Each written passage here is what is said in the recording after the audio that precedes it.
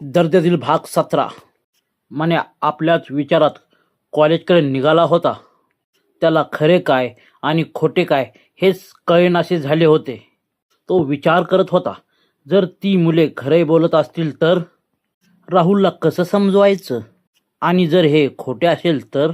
अशा उलटसुलट विचारामध्ये मग्न असताना तो कॉलेजमध्ये केव्हा आला हे त्यालाही समजलं नाही. सर्व मित्र लेक्चरसाठी क्लासरूममध्ये निघाले. मन्या शांत बसलेला पाहून सुरेश त्याच्याजवळ जात, भाई सर्वजण लेक्चरला गेले, तू येत नाही का? मन्या काहीच बोलला नाही. आज त्याने एकही सिगरेट ओढली नव्हती. सुरेश त्याला शांत गंभीर पाहून, भाई काय मॅटर झाला का? मन्या भानावर येत, असे कितीतरी मॅटर झाले, पण इथं आयुष्याचा मॅटर होऊन बसलाय. त्याने घडलेला सर्व प्रकार सुरेशला सांगितला आणि विचारलं, आता तूच सांग मी काय करू? सुरेश बोलला, भाई आपला विश्वास आहे सायलीवर. मन्या त्याच्याजवळ जाऊन त्याच्या खांद्यावर हात ठेवत, तू तिची संपूर्ण माहिती काढ. ती इथे येण्यापूर्वी कोठे होती, तेथे जाऊन तिची पूर्ण माहिती मिळव. या क्षणाला मी तुझ्याशिवाय दुसऱ्या कोणावरही विश्वास ठेवू शकत नाही. ठीक आहे भाई, मी पूर्ण सत्य काय आहे ते बघतो, असे म्हणून सुरेश गेला. एक दिवस होऊन गेला तरीही सुरेश अजून माहिती घेऊन आलाच नाही. म्हणून मन्या टेन्शनमध्ये होता. त्याचे कशातही लक्ष लागत नव्हते. आज तो कॉलेजलाही गेला नव्हता. त्याने फोन बंद करून सिगरेट ओढण्यास सुरुवात केली. त्याला राहुल व सायली येताना दिसली.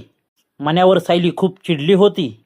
कालपासून तुझा पत्ता नाही, तुझा फोनसुद्धा बंद येत आहे, असे सायलीने म्हणताच इतर सर्व मित्रसुद्धा त्याच्या गॅरेजवर पोचले. सायली व सर्वांनी मन्याला वाढदिवसाच्या शुभेच्छा दिल्या. तो काहीही न बोलता शांत होता. त्याला काय उत्तर द्यावे हे सुचेना. तो स्वतःला सावरून सर्वांकडे पाहत म्हणाला, माझी तब्येत ठीक नव्हती म्हणून मी कॉलेजला आलो नाही. काळजी घे, असे म्हणताच राहुलजवळ येत सायली मन्याजवळ जात, वाढदिवसाची पार्टी? मन्या आपला राग लपवून सायलीशी बोलण्याची इच्छा नसतानाही म्हणाला, मी कधी वाढदिवस साजरा केला नाही आणि करणारही नाही. मी लहान असताना माझे आई वडील मला सोडून गेले. मन्या सर्वांशी हसत हसत बोलण्याचा प्रयत्न करत होता. थोड्या वेळाने सर्वजण निघून गेले. संध्याकाळ होत आली होती. मन्या सिगरेट ओढत गॅरेजमध्ये बसला होता. इतक्यात त्याला समोरून सुरेश येताना दिसला. मन्या उठून सुरेश जवळ जात, आणली का तिची माहिती? सुरेशने शांतपणे सांगण्यास सुरुवात केली, भाई आपल्याला त्या मुलांकडून जी माहिती मिळाली होती त्याची पूर्ण चौकशी केली.